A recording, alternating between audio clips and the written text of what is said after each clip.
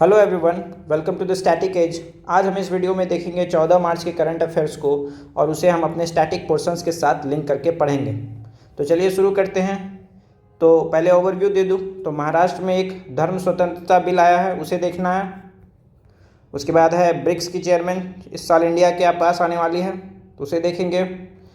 उसके बाद फ़ोन्स जो गुम हो जा रहे हैं, बहुत कम रिकवर हो रहे हैं, उसे देखेंगे। उसके बाद फाइनेंस मिनिस्टर ने इकोनॉमिक स्टेबलाइजेशन फंड को क्रिएट करने की बात की है, उसे देखना है। उसके बाद एल नीनो है और उसके बाद स्टेट कमीशन फॉर वुमेन है और उसके बाद है ओबीसी क्रीमी लेयर का कॉन्सेप्ट। तो चलिए शुरू करते हैं। सबसे पहले महाराष्ट्र में एक बिल है, धर्म स्वतंत्रता बिल। तो इस बिल के प्रोविजंस देख लेते हैं कि अगर दो पर्सन्स में मैरिज होता है, लेकिन अगर वो मैरिज अनलॉफुल कन्वर्जन के बेसिस पे हुआ कि किसी को अनलॉफुली आपने धर्म को चेंज करवा दिया, तो उसे लीगली वैलिड नहीं माना जाएगा। It will not be considered a legally valid, ठीक है। और दूसरा प्रोविजन इसमें क्या है कि इन दोनों से जो चाइल्ड होता है, उस चाइल्ड का धर्म को किसके धर्म पे माना जाएगा, तो मदर जो हैं उनके पहला वाला डिसीजन। जैसे कोई हिंदू वुमेन है, वो अगर अपना रिलीजन को चेंज करती है किसी से शादी करने के लिए, तो उनका जो बच्चा होगा उनका कौन सा धर्म माना जाएगा, तो हिंदू माना जाएगा। तो वही है। तो उस पर क्रिटिक्स क्या कह रहे हैं कि पर्सनल फ्रीडम और मैरिज चॉइसेस के लिए इंटरफेरेंस की तरह है ये, और इंटरफेथ मैरिज को ये अफेक्ट करेगा। और जो सपोर्ट में है बिल के, वो क्या कह रहे हैं, तो फोर्स्ड कन्वर्जन और फ्रैडुलेंट कन्वर्जन को रोका जाएगा इससे। तो हमारे लिए इसमें क्या इंपॉर्टेंट है, तो फ्रीडम ऑफ रिलीजन इंपॉर्टेंट है, तो वो देख लेते हैं। तो यूनिवर्सल डिक्लेरेशन और ह्यूमन राइट्स के आर्टिकल 18 में फ्रीडम ऑफ रिलीजन का मेंशन किया गया है। हमारे कॉन्स्टिट्यूशन में है क्या, तो बिल्कुल है। Article 25 freedom of conscience and free profession practice and propagation of religion. हमें अपने मन चाहे धर्म के प्रोफेस करने के लिए, प्रैक्टिस करने के लिए और प्रोपेगेशन करने के लिए फ्रीडम है। उसके बाद आर्टिकल 26 में क्या है, तो freedom to manage religious affairs. Article 27 में no tax for promotion of any particular religion. और आर्टिकल 2 में no religious instructions in state funded institutions with some exceptions. तो इसमें कुछ रिस्ट्रिक्शंस भी हैं, तो रिस्ट्रिक्शंस इंपॉर्टेंट है। तो लिमिटेशंस क्या क्या हैं, तो पब्लिक ऑर्डर, हेल्थ और मोरालिटी। और क्या है, तो other fundamental right restrictions. Other में कौन कौन से हैं, तो वही जो फंडामेंटल राइट्स के लिए हैं। तो क्या क्या है, तो sovereignty and integrity of India, security of states, friendly relations with foreign states, public order, decency and morality, contempt of court, defamation. ये सब जो हैं फंडामेंटल राइट्स के लिमिटेशंस, वही सब। और इसमें क्या इंपॉर्टेंट है, तो स्पेशल मैरिज एक्ट इंपॉर्टेंट है। किस लिए होता है, तो inter religious marriage without conversion से रिलेटेड इस एक्ट में है। उसके बाद और क्या है, और तो कुछ नहीं है। उसके बाद न्यूज़ ये है कि ईरान ने इंडिया को कहा है कि अब जो ब्रिक्स समिट होने वाला है इंडिया में 2026 में, तो उसमें जो है अटैक्स पर, ईरान में जो अटैक्स हुए हैं उन्हें कंडेम कीजिए।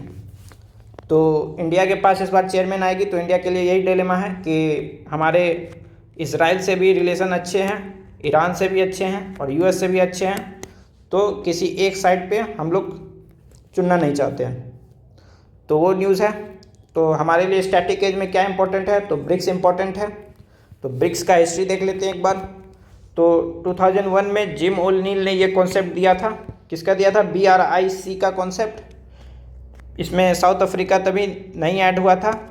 तो ये कॉन्सेप्ट 2001 में ही आया था, लेकिन 2009 में फर्स्ट ब्रिक्स समिट हुई और 2010 में साउथ अफ्रीका ने इसे ज्वाइन करके ब्रिक्स बना दिया। इसके कई हेडक्वार्टर्स हैं, तो हेडक्वार्टर्स कहीं नहीं है, हेडक्वार्टर्स रोटेट होते रहते हैं, जो भी BRICS ऐसे ही। तो इस बार इंडिया में है, इससे पहले कहाँ हुआ था, तो रशिया में हुआ था, इसके बाद कहाँ होगा, तो चाइना में होगा। तो BRICS ऐसे ही चेयरमैनशिप रोटेट होती रहती हैं। और ये सबसे इम्पॉर्टेंट है 2014 में फोर्टलेजा डिक्लेरेशन, इससे न्यू डेवलपमेंट बैंक का इस्टेब्लिशमेंट हुआ। इसके हेडक्वार्टर्स कहाँ है तो शंघाई में। और 2015 में कंटीजेंसी रिजर्व अरेंजमेंट आया। ये किस लिए होते हैं तो इमरजेंसीज के लिए फाइनेंशियल सपोर्ट को देती है। टोटल मेंबर्स अभी कितने हैं तो ब्रिक्स ये 5 तो हैं ही, उसके बाद इजिप्ट, इथोपिया, ईरान, यूएई और इंडोनेशिया। सबसे लेटेस्ट मेंबर इंडोनेशिया बना है। अब आगे बढ़ते हैं। आर्टिकल कह रहा है कि inaccurate location tracing immediate dismantling. तो इसमें बात की गई है कि जो भी फ़ोन जो चोरी हो जाते हैं वो रिकवर क्यों नहीं हो पाते हैं। तो आरटीआई एक्ट जो 2005 में आया था उससे पता चला कि 2025 से लेकर 2026 के बीच में 76,811 फ़ोन्स चोरी हो गए, जिसमें कि 8,749 फ़ोन ही रिकवर हो पाए हैं। तो सिर्फ ये 11% है। तो इसी का कुछ कारण दिया गया है कि क्यों नहीं रिकवर हो पा रहे हैं। तो रीजंस देख लेते हैं। तो सबसे पहले फ़ोन्स डिसमेंटल्ड क्विकली। इसका मतलब है कि फ़ोन जैसे ही चोरी होते हैं तो उसके पार्ट्स को अलग अलग करके दूसरे रिपेयर शॉप में बेच दिया जाता है। उसके बाद फ़ोन जैसे ही चोरी होता है तो सिम कार्ड निकाल के फेंक दिया जाता है। उसके बाद फ़ोन को दूसरे कंट्रीज़ में भेज दिया जाता है। नेपाल और बांग्लादेश में तो ईज़िली पहुंच जाते हैं। और लोकेशन ट्रैकिंग इनएक्यूरेट है, यानी कि लोकेशन जो भी बताता है तो 30-40 मीटर्स या फिर 100 से 200 मीटर्स के रेंज में बताता है। तो इसमें हम कैसे ढूंढें वो भी मुश्किल की बात है। तो पुलिस ने क्या क्या सजेस्ट किया है तो चोरी होने पे तुरंत ही सिम कार्ड को ब्लॉक कर दीजिए। और गवर्नमेंट फ़ोन ट्रैकिंग सिस्टम पे जो भी अगर आपके फ़ोन चोरी हो गए हैं तो उसे आप रिपोर्ट कर दीजिए। और अपने सेंसिटिव इन्फॉर्मेशन जैसे कि कितने लोग अपने पासवर्ड को फाइल में सेव करके रख लेते हैं तो वो सब आप नहीं रखा कीजिए। तो ये सजेस्ट किया है। और एक इसमें हो सकता है कि 2 फैक्टर ऑथेंटिकेशन भी आप इनेबल कर सकते हैं। और आगे देखते हैं क्या है। तो फाइनेंस मिनिस्टर ने कहा है तो economic stabilisation fund to help deal with unanticipated crisis. तो निर्मला सीतारमण जी ने इस फंड को बनाने की बात की है। तो इसका कॉर्पस कितना है तो 1 लाख करोड़ है। तो कौन कौन से सिचुएशन तो sudden economic crisis, war and conflicts, Iran वाला कॉन्फ्लिक्ट चल रहा है वो, सप्लाई चेन। अब ग्लोबलाइजेशन के टाइम में हम लोग रहते हैं तो सारे देश एक दूसरे पर डिपेंडेंट है तो सप्लाई चेन डिस्ट्रप्शन तो होना ही है। उसके बाद ग्लोबल इकोनॉमिक शॉक, 2008 में फाइनेंशियल क्राइसिस आया था। उसके बाद sudden problems in sectors of Indian economy. अभी जैसे ईरान यूएस की कॉन्फ्लिक्ट चल रही है तो एलएनजी हम लोग इंपोर्ट नहीं कर पा रहे हैं। एलपीजी कनेक्शन कितने सारे हो रहे हैं तो सारे सेक्टर्स में इसका प्रॉब्लम्स देखा जा रहा है। तो उसी के लिए उस क्राइसिस से निपटने के लिए 1 लाख करोड़ का फंड जो है गवर्नमेंट जमा कर रही है। तो fund will be created through enter account transfer with government. तो इसमें जो है जो भी अकाउंट्स हैं उसी से इधर उधर पैसा वैसा करके इस अकाउंट में पैसे डाले जाएंगे। और तो कुछ नहीं है। और ये है कि 57,000 जो है फ्रेश मनी डाला जाएगा और बाकी जो है दूसरे सेविंग्स जो दूसरे अकाउंट में सेव करके रखे हुए हैं गवर्नमेंट ने उस अकाउंट से ट्रांसफ़र करके इस कॉर्पस को तैयार किया जाएगा। तो स्टैटिक एज में क्या है तो सप्लीमेंट्री डिमांड्स फॉर ग्रांट है।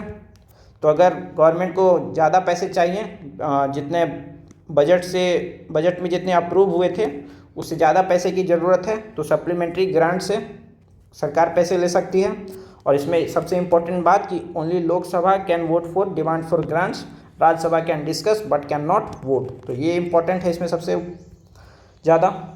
उसके बाद ये तीनों देख लेते हैं। तो कंसोलिडेटेड फंड आर्टिकल 266 में, public account of India 266 clause 2 में और कंटीजेंसी फंड 267 क्लॉज 1 में है। कंटीजेंसी फंड किस लिए होते हैं तो ये भी इमरजेंसीज के लिए होते हैं। उसके बाद El Nino likely to emerge post July says international weather models. तो जुलाई के बाद जो है एल नीनो का इफेक्ट देखने को मिलेगा। तो एल नीनो हमारे लिए काफ़ी ख़तरनाक हो सकता है क्योंकि ये साउथ वेस्ट मानसून के टाइमिंग से कोइंसाइड करेगा। तो सबसे पहले हम स्टैटिक एज में यही देख लेते हैं कि ये होता क्या है। तो एल नीनो साउदर्न ऑस्ट्रेलिया इसके बारे में देख लेते हैं। तो यहाँ मैप में देखते हैं। तो नॉर्मल कंडीशन क्या होता है कि ये वाला पार्ट जो है ऑस्ट्रेलिया वाला पार्ट ये वार्म होना चाहिए और ये वाला पार्ट जो है ये होना चाहिए कूल। ये है नॉर्मल कंडीशन में। तो हवा किस तरफ से हाई प्रेशर से लो प्रेशर की तरफ बढ़ता है, तो इधर से हवा, इधर हाई प्रेशर से लो प्रेशर की तरफ हवा इधर बढ़ेगा, ठीक है। और हम लोग को पता होगा कि यहाँ पे इक्वेटर है और जब मानसून के टाइम आते हैं तो यहाँ से गर्म हवा जो है उठ के इस डायरेक्शन में ऐसे हिट करती है इंडिया को। तो अगर नॉर्मल कंडीशन है तो ये हवा इधर से आएगी, इधर से, और ये हवा को स्ट्रॉन्ग बना देगी। इससे क्या होगा कि ये हवा और ढेर सारा हवा यहाँ पे इंडिया को हिट करेगा, ऐसे कोरियोलिस फोर्स से ऐसे टर्न करती है इंडिया की तरफ। तो ये हवा अगर स्ट्रॉन्ग होगा तो हमारे लिए मानसून भी स्ट्रॉन्ग होगा।